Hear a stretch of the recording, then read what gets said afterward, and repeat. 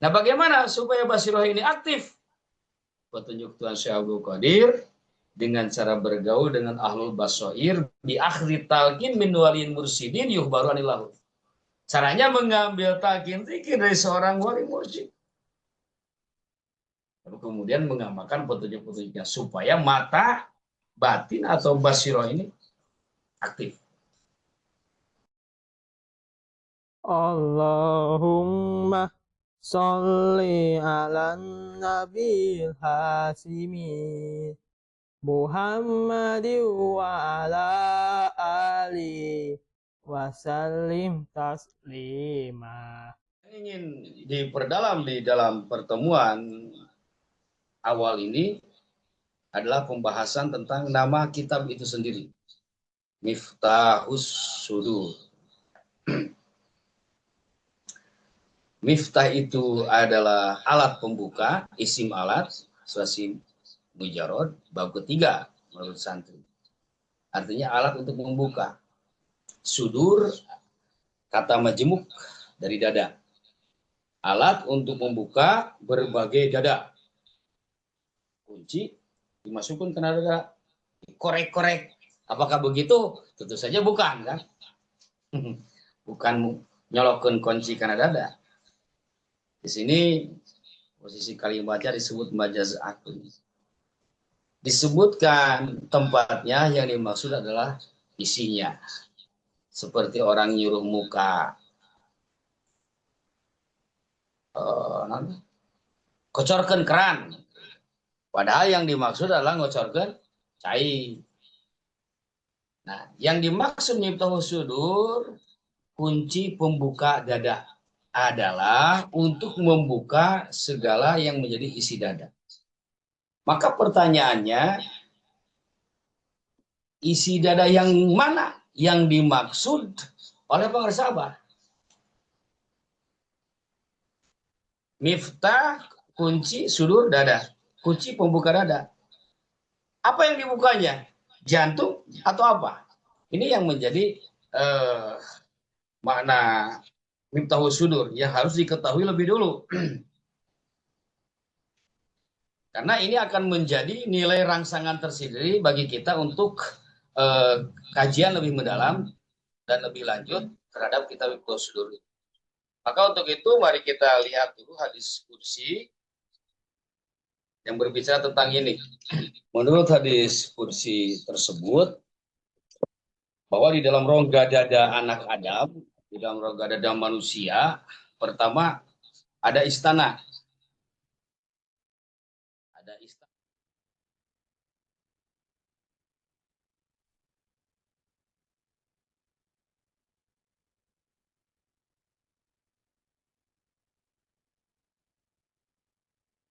Satu istana. Kemudian yang kedua, lapisan kedua, ini nomor satu, ini nomor dua, tiga, empat, lima, enam, tujuh. Nomor dua, dada. Kemudian ini nomor tiganya,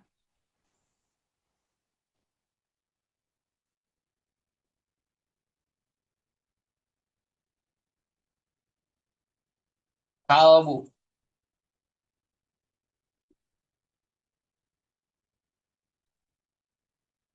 Kemudian ini nomor empatnya,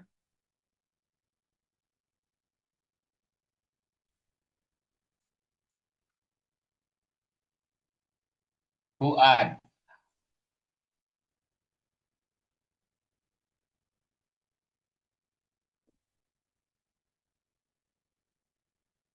Ini nomor limanya,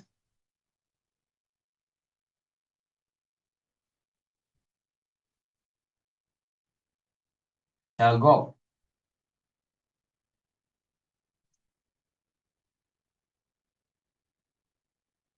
Kemudian ini nomor 6, lub. Lalu nomor 7, sir.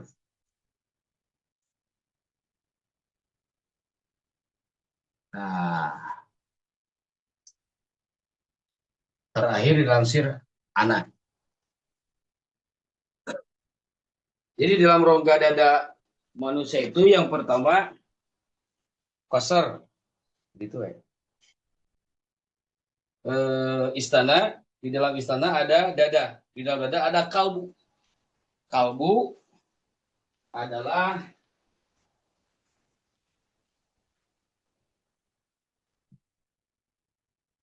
secara bahasa artinya kolbun itu bolak-balik. Maka maknanya kalau manusia masih bolak-balik antara benar dan salah, kadang benar kadang salah, kadang soleh kadang salah, kadang cager kadang terjager, maka itu masih di makom kolab. Masih di makom kolab. Nah, jika dia terus mengamalkan amaliyahnya, kemudian mendominasi nilai kebaikannya, fa'alhamaha fujuraha wa taqwaha, nilai ketakwaannya mendominasi kolbunya, maka selanjutnya dia naik ke makom fuad. Fuad itu adalah tempat. Ruhnya itu adalah ruh sultani. Kalau kolab, ruhnya adalah ruh rohani saironi yang berasal dari alam malakut. Kalau fuad, ruhnya adalah ruh sultani dari Jabarut. Matanya disebut basiro. Kalau ini raga, ruhnya disebut ruh jismani, matanya disebut ainun. Itu kan. Ini materi, ruhnya juga materi. Karena ruh jismani itu adalah darah. Kata Imam Ghazali, kata Ihya Ulumuddin.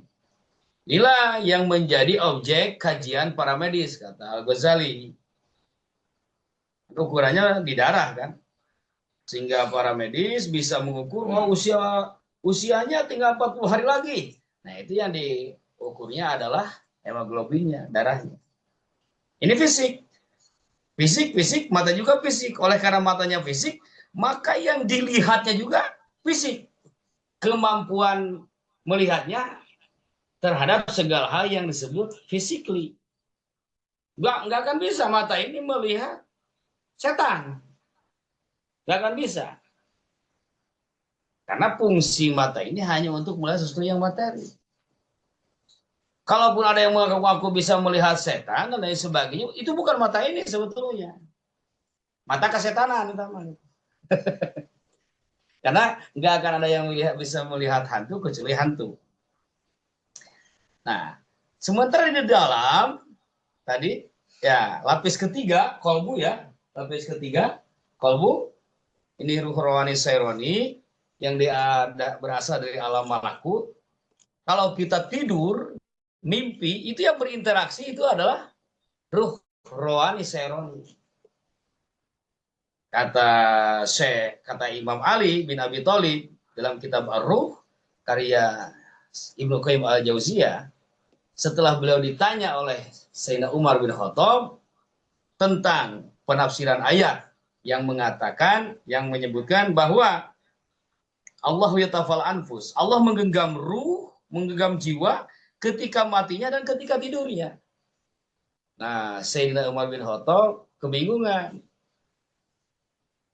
Nabi sudah wafat. Beliau bertanya ke ahli ilmunya di masa itu, yaitu Sayyidina Ali.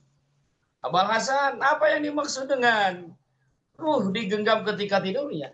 Kalau ketika mati sudah jelas. Maka kata Sayyidina Ali, begini Kang, kata guru agung kita, Rasul Muhammad SAW. Ketika kita tidur, semuanya tidur, semua manusia tidur. Ruh ini terbang ke malakuti sama, ke kerajaan langit. Dapat informasi dong, jelas dapat informasi langit. Dia dapat informasi langit hanya ketika nanti terjun bebas kembali lagi ke raganya, setan mengganggu. Nah, yang terganggu ketika dia bangun dari tidurnya, ingatan di malakutnya lupa.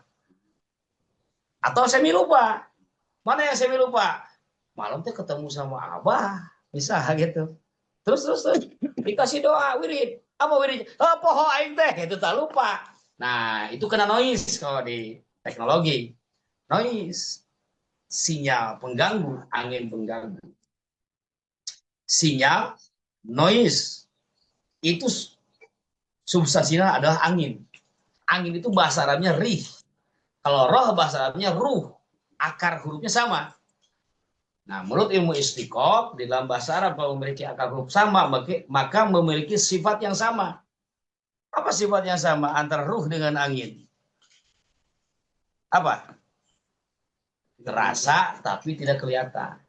Terasa tapi tidak kelihatan. Nah, kata Sayyidina Ali, jadi ketika tidur ruh kita semua ke sana.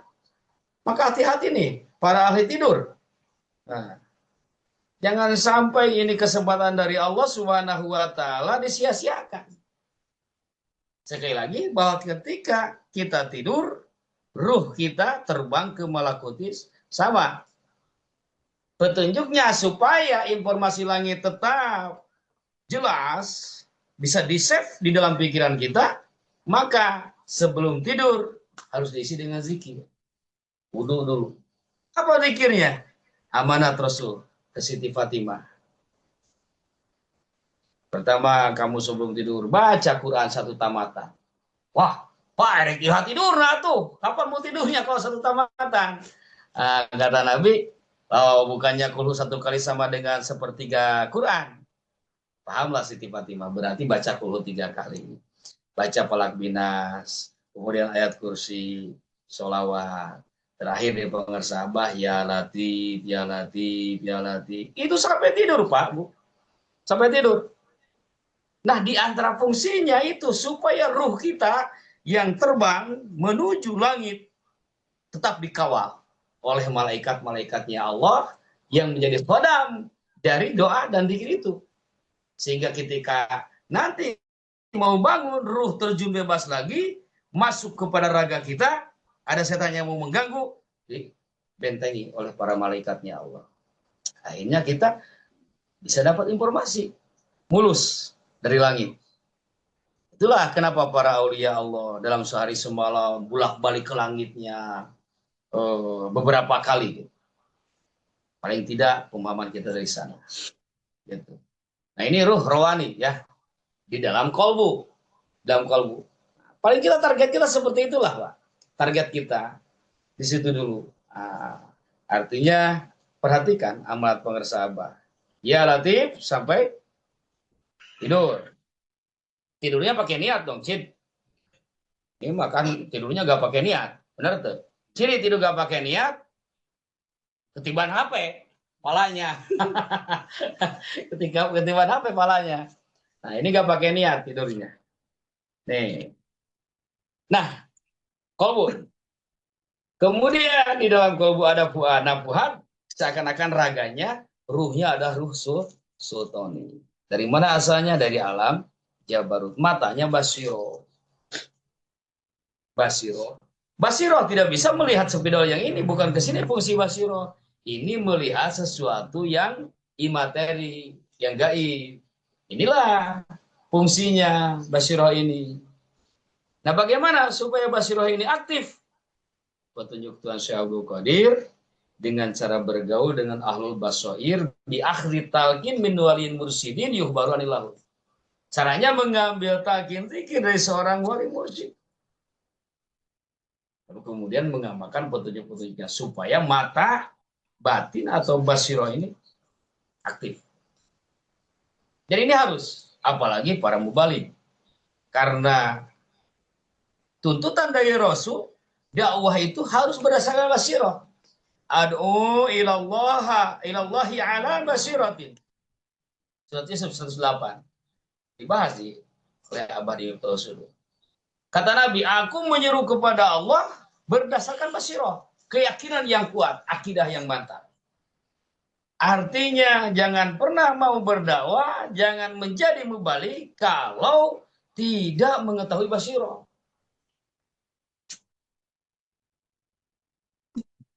Jangan pernah menyampaikan sesuatu kalau kita sendiri tidak merasa yakin terhadap sesuatu itu. Begitu maksudnya. Nah ini mata dari apa tadi? Sultani, Fuad. Oh, dimiliki oleh para aulia Allah. Kita mah nggak sampai para aulia. Kita belajar menjadi murid para wali. Pasti dibayar, pasti dikasih. Atau enggak 100% juga, 10% lumayan itu cahaya dari wali Allah. Ya, ya 10% dari cahaya yang ribu-ribu megawatt. Luar biasa. Nah, selesai dari sana, dari makom sana, naik ke Sagof. Sagof apa? Sagof itu kerinduan yang tidak bisa tuntas kecuali dengan penyatuan. Siti Zulaiha dan Yusuf muda, bunda Nabi kan waktu itu. Nah, bertemu. Allah memilih kata di dalam Al-Quran, sagofaha hubban. Bahwa keduanya sudah memiliki sagof. Sagof ini artinya sebuah rasa rindu, sebuah rasa cinta, sebuah hasrat yang tidak bisa puas kecuali dengan penyatuan. Nah, artinya antara Nabi Yusuf dan Siti Zulaiha sudah memiliki sama-sama memiliki hasrat yang kuat. Kalau Nabi Yusuf waktu itu tidak memiliki hasrat, nggak akan disebut istimewa. Bahkan disebut istimewa, namanya apa? Irhas. Kalau sudah Nabi disebutnya mukjizat, wali disebutnya karomah, ulama solihin disebutnya ma'unah, dari musyrikin, munafikin disebutnya istidraj, maka calon Nabi disebutnya irhas. Keistimewaan, kelebihan calon Nabi. Kalau Yusuf muda waktu itu tidak memiliki hasrat, ini nggak akan disebut istimewa. Oh, dia mah kuat keganggu. Oh, udah guys ya mah itu atuh wajar tekarang sangku awewe tekarang sangku cewek karena dia masuk pada kelompok yang mencintai laki-laki. Oh, wajar dia tidak tergoda. Kenapa? Karena dia mati rasanya. Ini oleh Allah dijelaskan menggunakan kalimat sagof untuk menunjukkan bahwa Yusuf muda ini normal seperti banyakkan manusia. Nah, sagof di sini artinya itu sebuah kerinduan selalu bersama Allah. Maka orang bila sudah sampai kepada tingkat sagof, dia tidak ingin jauh dari zikrullah. Dimanapun, kapanpun, selalu. Artinya kolbunya terpaut dengan majlis dzikir, dengan masjid, dengan ibadah, dengan Quran. Tidak akan bisa digugat. Mau hujan ataupun tidak, dia akan menguatkan diri untuk mencapai tujuan. Apakah itu berkumpul di majlis zikir atau majlis fikir, majlis talim. Contoh seperti majlis Miftahus Sudur ini. Ini kalau sudah sagof, tidak bisa dihalang-halangi. Nah, lebih tinggi dari situ.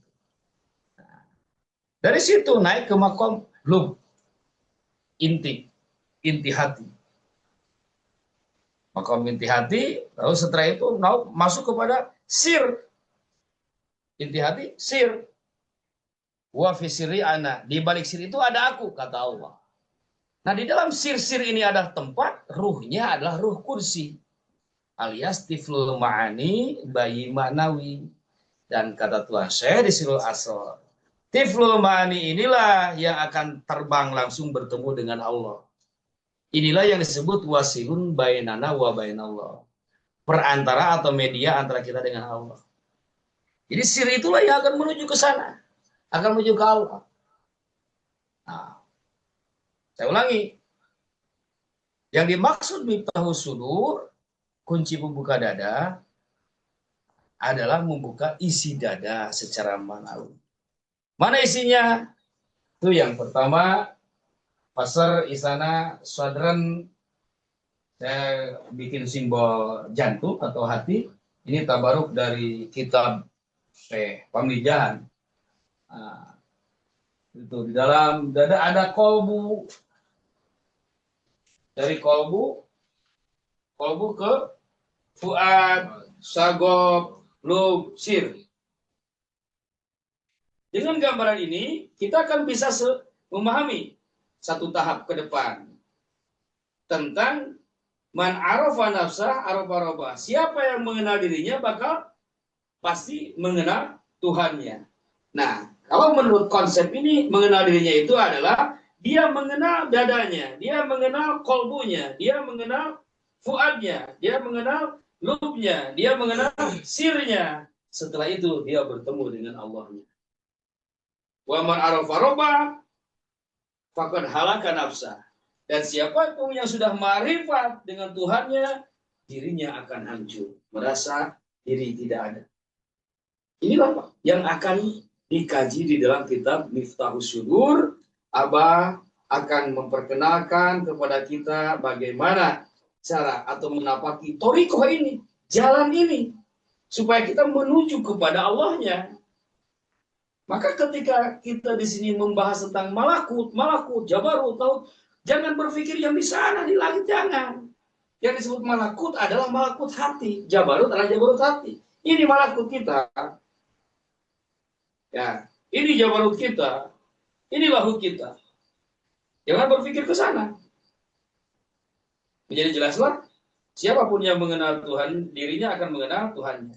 Nah, mengenal yang ini, mengenal yang itu. Dan pengenalan terhadap hal itu tidak cukup dengan akal, pikiran, atau dengan ilmu, tapi harus dengan amal. Amalnya yang ditalkinkan. Talkinnya dari ahlinya. Siapa ahlu talqin? Kalimat Tuhan Syekh Abdul Qadir, ahlu talqin fid dunya. Ahli talqin di dunia. Jadi bukan yang sudah meninggal. Tapi yang masih hidup. Bahkan pengesabah sudah meninggal. Wakil talqinnya ada. Ini gurunya. Syekhun Hayyun. Maka bersyukurlah kita. Karena telah dipertemukan dengan Guru Agung Pangersabah. Bila pun sekarang para ikhwan belum pernah bertemu dengan Pangersabah, apalagi menerima talqin, tapi masih ada para wakil talqinnya. Untuk ilmunya masih ada para ulama ahlu ta'limnya. Bersyukur kepada Allah Subhanahu wa taala. Dan yang sudah menerima tinggal mengamalkannya agar kita paling tidak mengenal tingkat kolbu kita sampai ke tingkat lub. Caranya praktekkan zikirnya.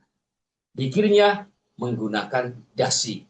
Apa dasi? Dawam, sidik, ikhlas. Dawam kontinu, tidak pernah berhenti. Sidik benar. Yang dimaksud benar sesuai petunjuk guru. Ikhlas tidak ada tujuan lain kecuali karena memang diperintahkan oleh Allah Subhanahu wa taala. Nah, ikhwani rahimakumullah, hadirin fil musyahadah, hadirin fil ghaibiyah yang hadir offline dan offline, kurang lebih demikian yang dimaksud dengan Miftahus Syudur. Mudah-mudahan penjelasan ini itulah yang dimaksud oleh Pangersabah.